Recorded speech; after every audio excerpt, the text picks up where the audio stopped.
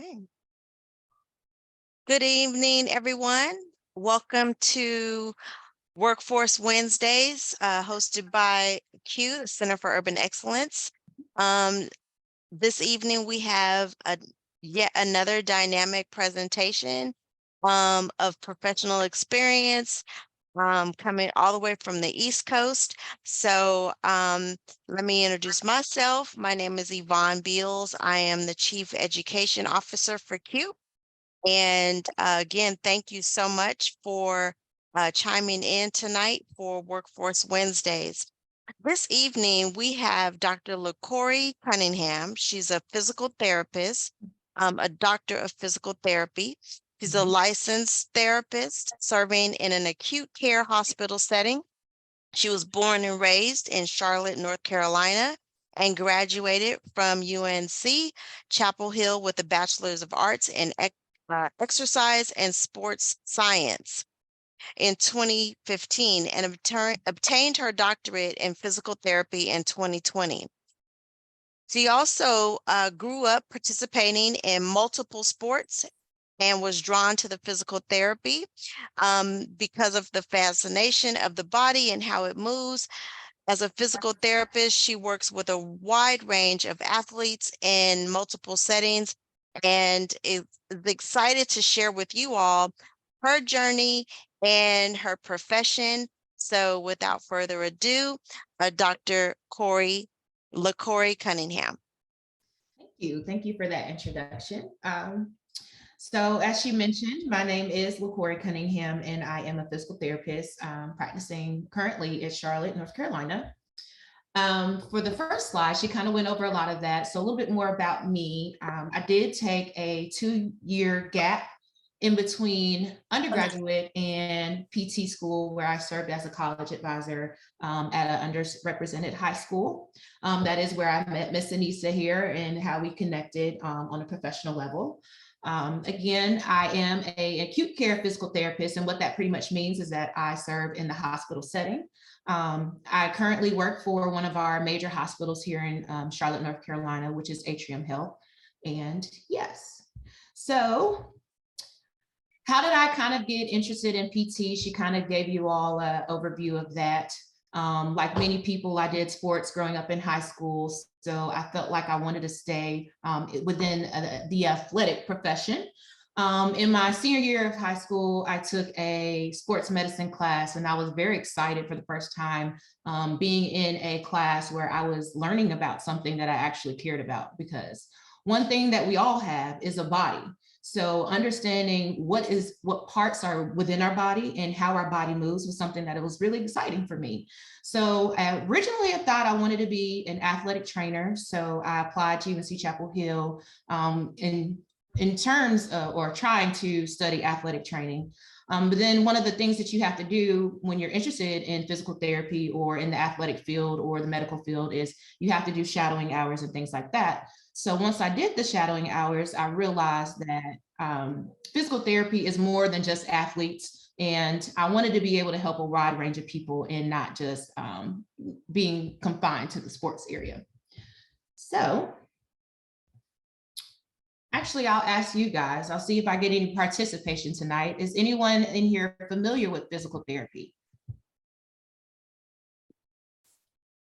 Yep. And then who was that?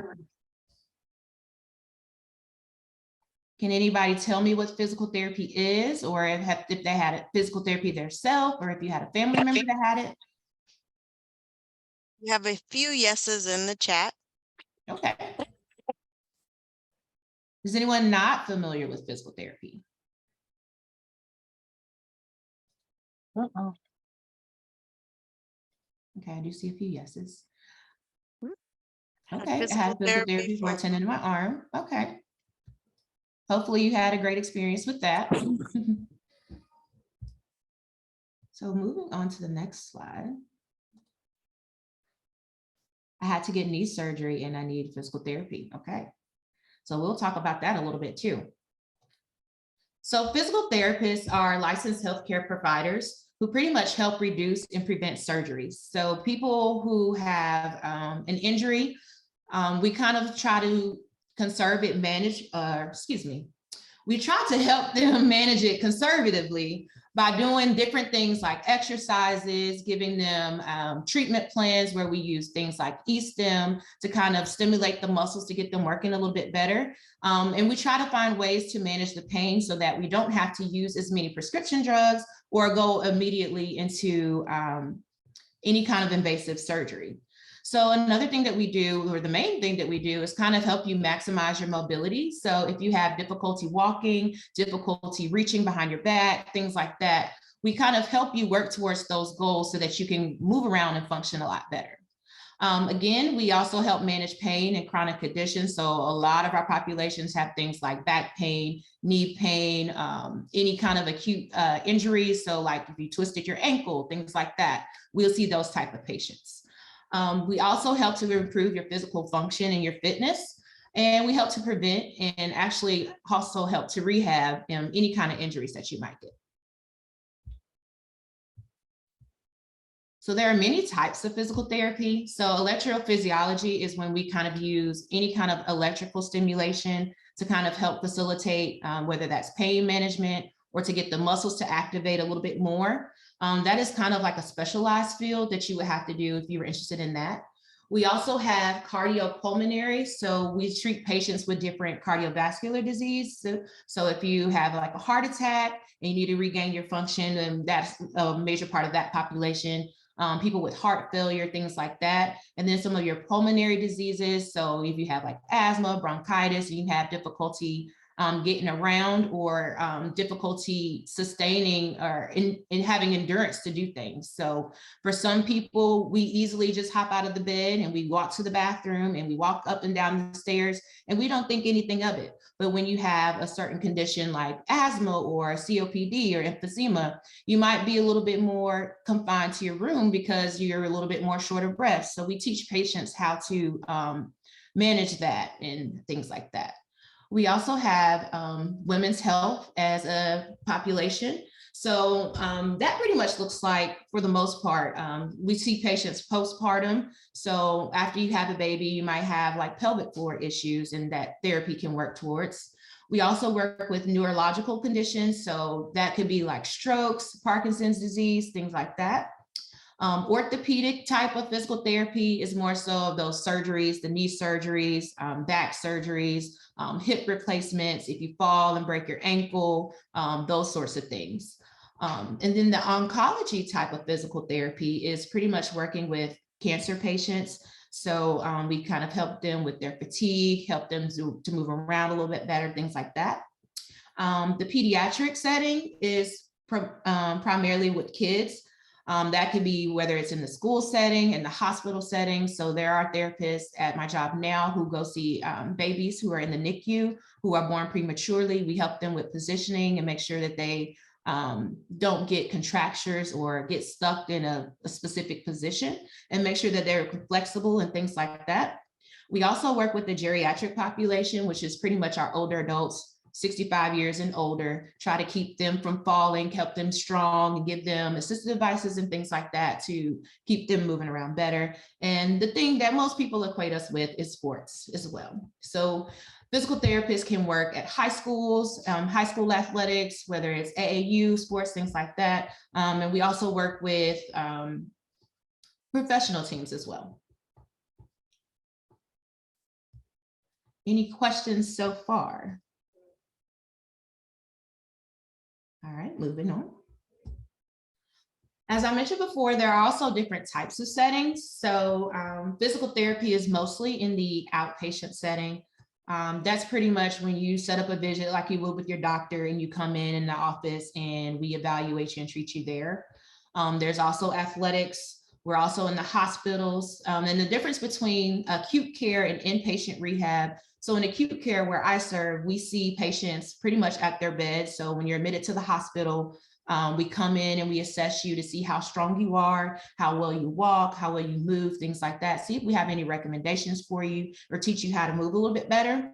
In the inpatient rehab setting, this is where you're taken from your room and you go to a gym and they give you different exercises, working with equipment, working with dumbbells, things like that to help you get stronger. We do gait training, which is training to help you walk.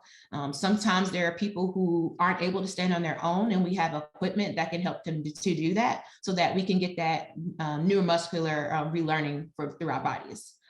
There's also physical therapy in the school systems. Whether that be in the high school, middle school, things like that, people can be seen while they're at school as well. We also work in the Army and with the veterans. We also can do private practice or cash-based practice. And we also come out into the home. So home health is really big and one of the most popular things. And a lot of times when patients are admitted to the hospital, our main priority is to try to get them back to their homes. So coming out into the home is one of the big things that we do as well. We also offer programs through the YMCA. There's a lot of programs for older adults for falls prevention and to help with Parkinson's disease and things like that. We're also in nursing and assisted living facilities. And we also provide virtual visits, which is telehealth. And there's also opportunities to be a travel PT, where you might be at a hospital for 4 or 5 weeks in Charlotte, and then you might be in a hospital for 6 or 7 weeks in New York. That way you can get different experiences and you're also able to travel as well.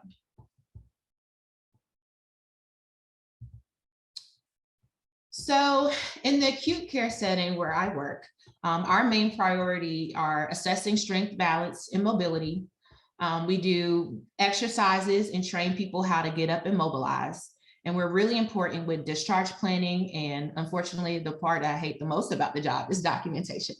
So what does that look like? I come in the morning and I review my patient list for the day. I look at the conditions that they have, and then I look at their vitals, things like that. I come into the room, I ask them what their home setup is. So do you have any stairs? Do you have any a walk-in shower, tub shower, all of those things to kind of set me up to see what I need to see them be able to do so that they're safe to go back home. So if you tell me that you have stairs, and if you have stairs, and during that session, we'll make sure that you're strong enough to do those stairs to get into your home before you leave here at the hospital. I also come in, I would check out your strength to see how strong you are. We get you standing to see how your balance looks. So if you're falling over, things like that.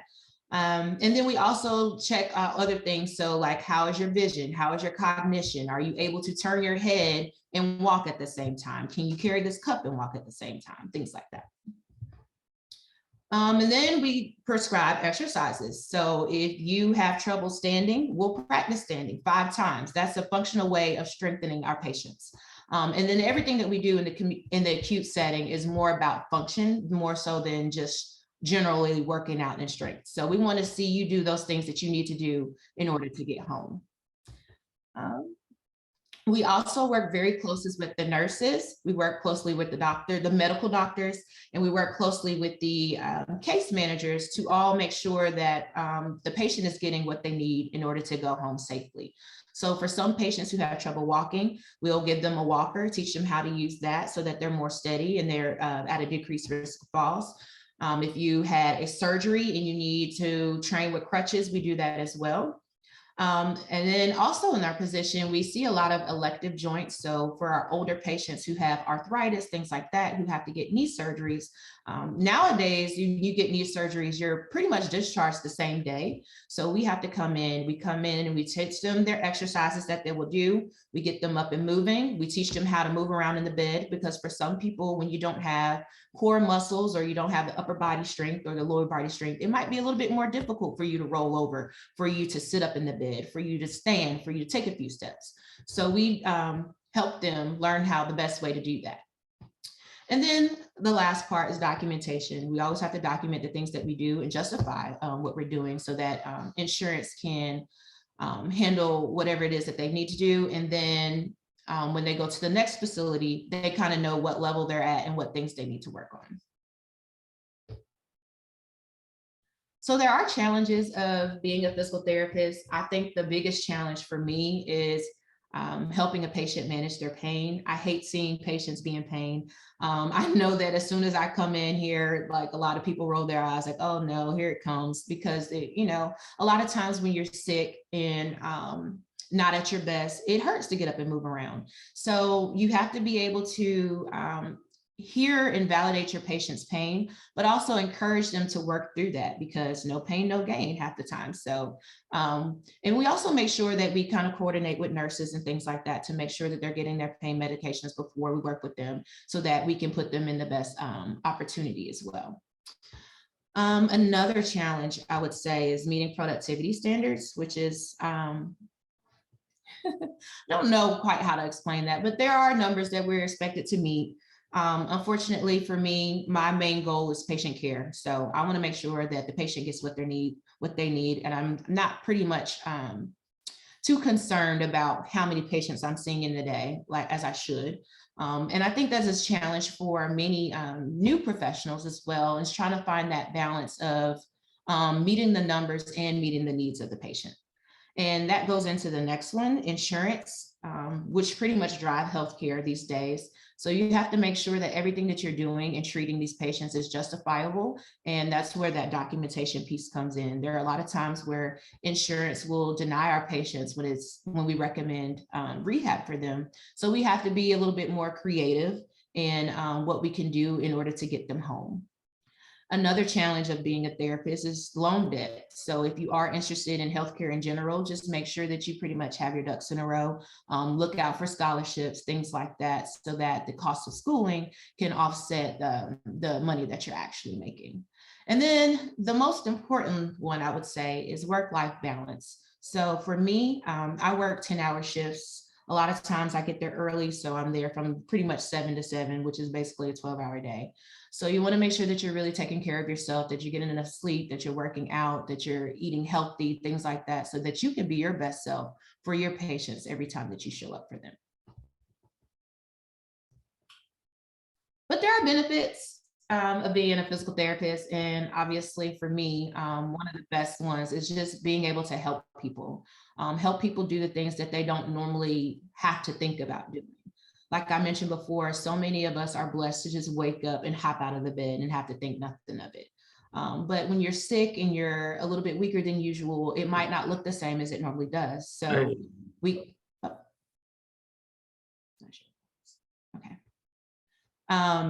come in and kind of help them do those things, and we have to be creative about it. So sometimes you might not be able to sit right up. Okay, we'll teach you this time, we'll roll over to your side first, and then we'll push up, and then we'll bring our legs over to the bed. So those kind of things. We also have benefits like things like paid time off. That's pretty much anytime you need to take off, you get paid for that. That's a great benefit for any job that you have.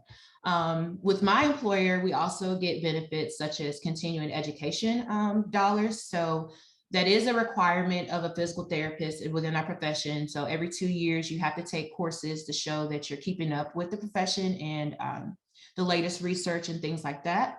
And one of the good things about our employers is they pay us in order to do that. So that is a great benefit. And then we also get live well incentives. So pretty much as long as you show that you're taking care of yourself and you're doing things like getting your if you're working out, you're getting good sleep, you show all those things and you take little seminars like that, they'll give you money towards your healthcare and things like that. Becoming a PT.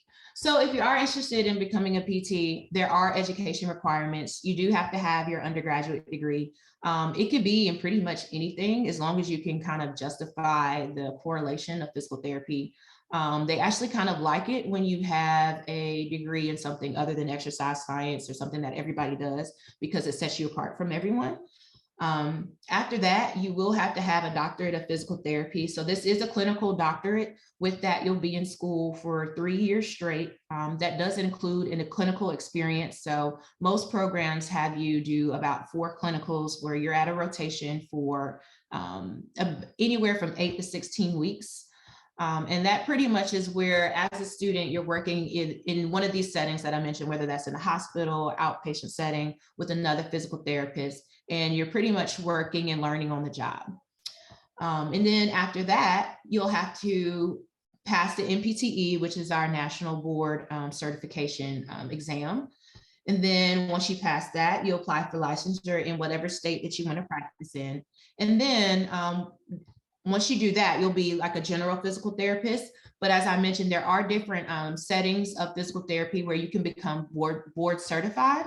And that is in cardiopulmonary, orthopedics, if you want to work with athletes, things like that, geriatrics, neurological, all of those are a special certification that you can get. And then there's also certifications under that. So like specialization. So if you want to do things like dry needling or lymphatic massage, things like that, you can also do as a therapist. And you also have to have clinical experience. So as an undergrad, before you apply to PT school, you'll have to do some shadowing hours. So pretty much what that means is you'll follow a physical therapist, whether that's in the hospital setting, in the outpatient setting, wherever that might be. And you just kind of ask questions and kind of see what is physical therapy and make sure that it's something that you're truly interested in and want to invest in. For me, when I did my shadowing hours, I also kind of shadowed other related rehab. So there's also occupational therapy, which is a little bit different in that they work more so with the upper body, and they also help you do things like activities of daily living. So if you have issues brushing your teeth because you're not strong enough, they'll teach you ways to do that. If you have issues putting your pants on, they have ways to teach you about going about that. They have things like leg reachers and give you like little tools to kind of help you adapt so that you can still be independent on your own. And then there's also speech language, which kind of helps. So if you have like a patient who had a stroke and they might not be able to speak the same, or they might not be able to swallow, things like that, they come in and help evaluate with that. Yeah. So problem solving and creativity are super important in this profession. As I mentioned before, especially in acute care, our biggest goal is trying to get patients home. What do we need to do to get that patient home? So if I have a patient who doesn't have the strength to step up on a stair going forward, what would I do to teach them? Okay, so they might not be able to step one foot up on the step and go up to the next step. So this time we'll do both feet on the stair. Okay, if that doesn't work, can we use a rail? If we have a rail, if we only have one side of the rail, do we need both hands on that rail? So then I teach them, okay, maybe you can turn sideways and put both hands on the rail, and we'll go up one foot at a time. So things like that is pretty much very important and a key to being a therapist. And you also have to be creative, as I mentioned before. So when you have patients who aren't strong enough and don't have the will to sit up, a lot of times I try to find things that interest them and kind of help to motivate them to participate in my sessions. So one time I had a patient who didn't have good sitting balance, so I had to help them sit up right. And then every time that they wanted to lay down, I reminded them, hey, you said that one of your goals was to be able to sit up and eat. So let's go ahead and put this tray out in front of you. And I want you to show me that you can lean forward and reach for your food, things like that. So if you are interested in pursuing physical therapy, one of my advice for you is to go ahead and start shadowing therapists, and not just only physical therapists, shadow people in other disciplines to kind of understand the differences between the two. You also want to make sure that you're planning what kind of undergraduate program you want to go to, what you want to major in, and how that will transfer over to your physical therapy skills. You also want to make sure that you are giving yourself the best opportunity financially. So looking up scholarships, loans, and understanding what that looks like after you graduate. I will say one of the biggest downfalls about healthcare is the amount of debt that you have to take for schooling, because most people, you have to go undergrad and then you have to go back for master's and your doctorate, things like that. So you want to make sure that you have a financial plan set in place. The good thing though is with healthcare, they do have the public service loan forgiveness and things like that. So if you are working at a nonprofit hospital, they will forgive your loans after 10 years. So that's one thing that you can look forward to as well. There are also different positions within physical therapy. So you don't necessarily need any kind of degree or background to be a PT tech. And pretty much what that means is you'll come in and assist the therapist. So if it takes 2 people to stand, you'll be that second person to kind of help out.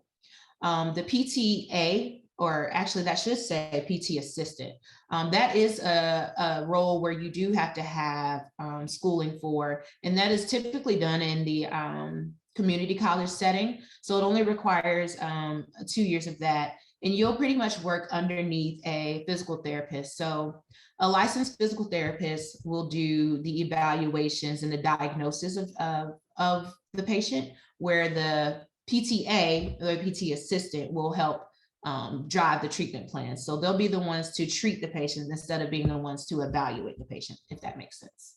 That's the difference between those two. And then once you become a therapist, you always have opportunities to move up, whether that's being a clinical coordinator, depending on what kind of setting you are in. And then you also have those opportunities to be your own entrepreneur or open your own practice and things like that. And that's pretty much it for my presentation. At this time, if you guys have any questions, I'll be more than happy to answer them. And if there's anything that I kind of did or need to clarify, just let me know.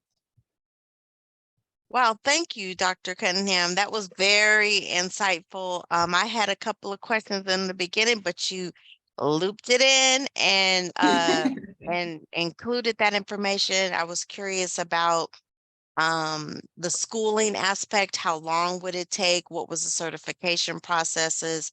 And so forth. But thank you so much for um, being so thorough and intentional with sharing your information. There is a question in the chat.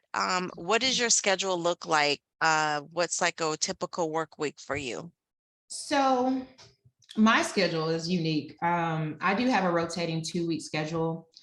So within the first week, I work 10-hour shifts Monday and Tuesday, and then I take a day off. I come back from Thursday through Sunday, and then I have a day off. I come back Tuesday and Wednesday, and then I have that Thursday through Sunday off, and then it repeats. At my employer now, every physical therapist has like a different schedule. We don't all have the same schedule. So when I first started out, it was Monday through Friday, working every other weekends. And unfortunately, working in the hospital, it never closes. So we don't get like holidays off and things like that. So that's something that you also have to consider, because we always need therapists at any point in time to make sure that our patients are getting up and moving around. There's also another question. How should someone go about finding someone to shadow?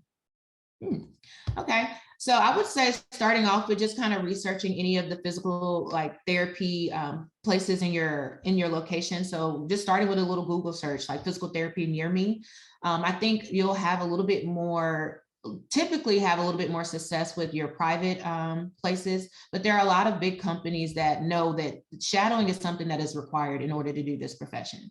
So they're going to give you those opportunities. This is not something that's new to them. It's something that they had to do. So just finding somewhere close to home, or if you have a friend or someone that you're connected to that you might be interested in shadowing, just go out and reach out to them. So a lot of schools as well have programs that will help you with shadowing hours.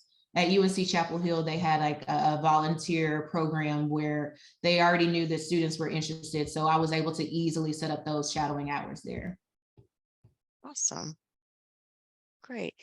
Is your job on a contract, or can you work at multiple hospitals and have a small practice on the side?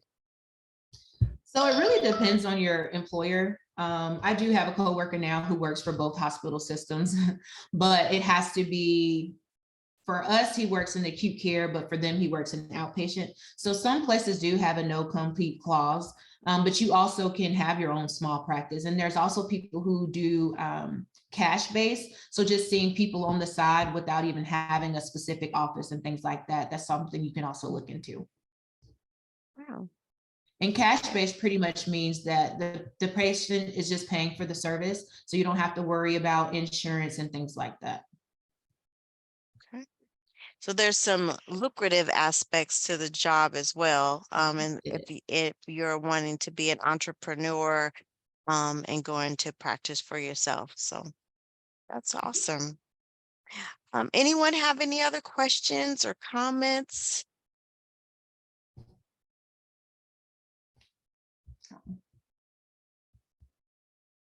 I know Is as a anyone sports interested and in healthcare?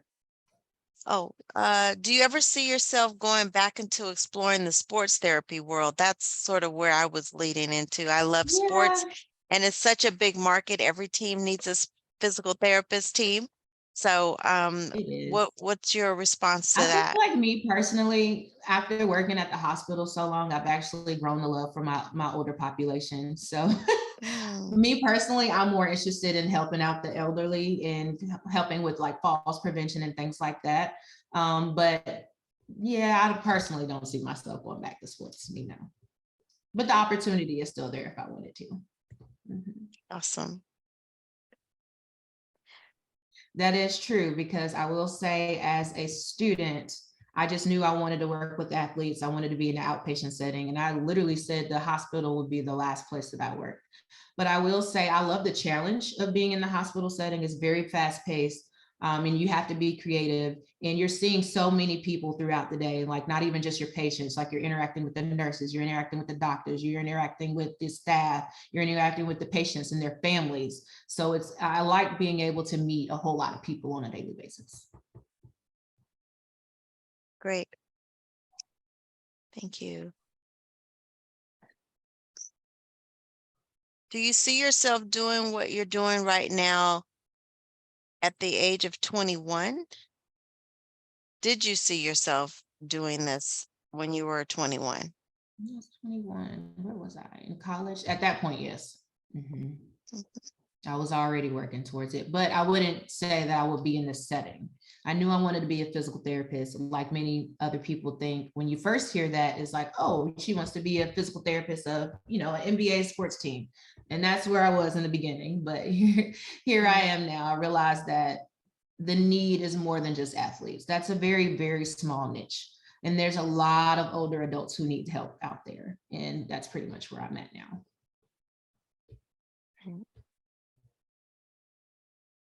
Great comments and questions. Any others? We have time for just a few more. Again, Dr. Cunningham is on the East Coast, so we don't want to keep her too long after her 10-hour, Yeah. 12-hour day. And you guys have to excuse me. I do have after work brain, so all the ums and everything, you just got to bear with No, me. you did great. Any other questions?